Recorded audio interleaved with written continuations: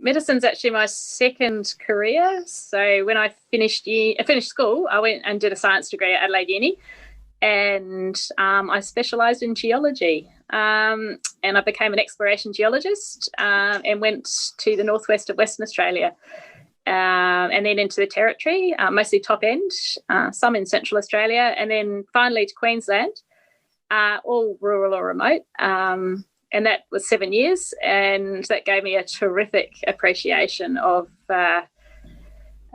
some of the issues at hand, and also it proved to me that if I was going to do this, because medicine had always been in the background, if I was going to do this, I knew why I was doing it, which was to go and work in rural and remote. So it gave me the direction.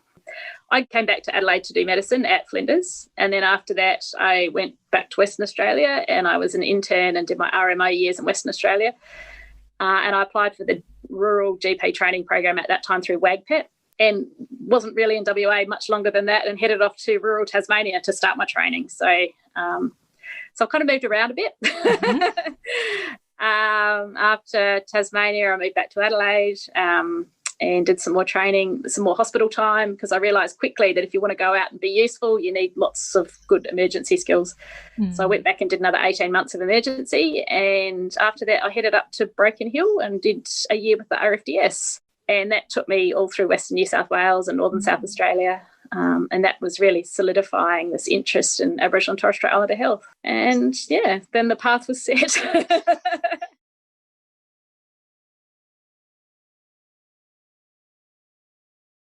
I've tried lots of different things. I think the truth of it is I love Aboriginal health and I prefer it in a rural setting.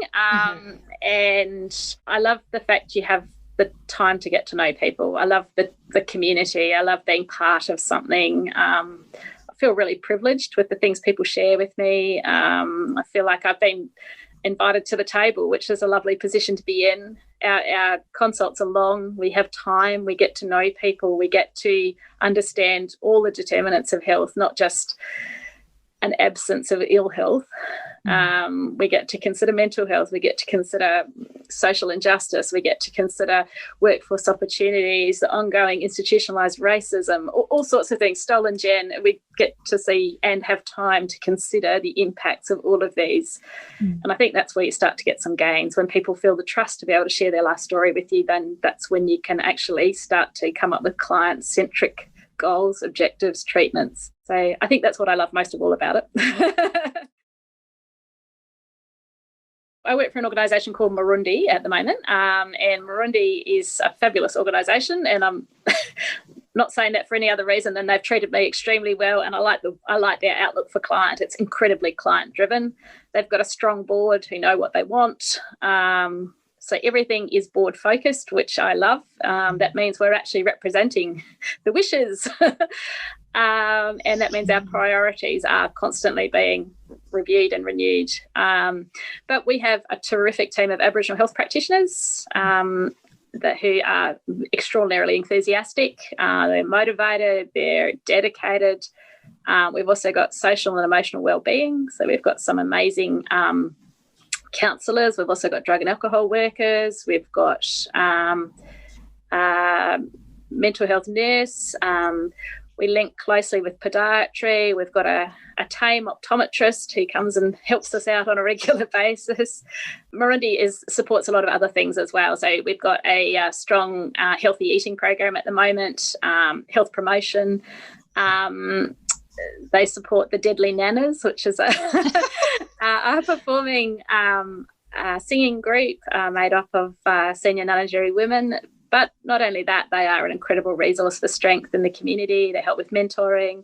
We've got various other projects going, throughout the community, working with people. The Deadly Fun Runs are supported by Moorundi staff. All sorts of things, every facet of life. We've got daycare, or at least community care, playgroup. Yeah, across the board, it's brilliant. I have had some incredibly interesting clients, people who have been from all walks of life, people who have been senior statesmen, people who have been literally all across the board. People have been musicians, people have been authors, people have been university lecturers sharing their story, which I feel incredibly privileged to have heard. I've had pets come in for things. So the weirdest one, I suppose, was probably a penguin. Somebody brought a penguin in, been bitten by a dog. And they said, your patient is in, such and such a other room. I went looking. Of course, I looked for a person. I couldn't find a person. The patient was wrapped in a pillowcase sitting on the floor. It's been all sorts of things. I've seen newborn babies born, with the women singing the baby into the world. All sorts of things that are just beautiful in rural and remote settings. I mean, I've also seen some terrible trauma. So I have seen it both ways.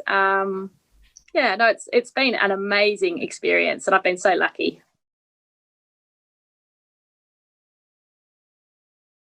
I think rural communities tend to be really friendly and much more inclusive than when you move to the city and you don't know anyone and you don't know the name of your neighbours. So for me and my family, I like the smaller communities. I like the different pace of life where you know the lady who delivers the mail and you know the man at the supermarket, and when you go through the checkout and you buy the toilet paper that isn't on special, they go and get you the one that is on special because they couldn't possibly have you spend money on something that you didn't have to. That sort of thing. I like that. And I like their accountability as well, that if you see something's not right, you fix it yourself. And you're expected as part of the community to do that, picking up litter and things like that. You belong to the community, which means you respect the community.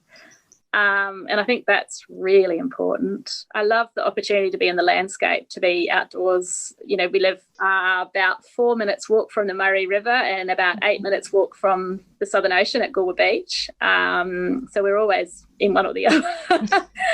Lots of opportunity to be outside, to be camping, to be bushwalking, to be sailing, to be kayaking, to be swimming, which means it's a really outdoorsy upbringing for children. And also I think that helps us all stay grounded. I think it also helps us connect with the land. And obviously the land is inordinately important to our Aboriginal and Torres Strait Islander clients, but I think it's really helpful if we appreciate it as well, because that, shared understanding.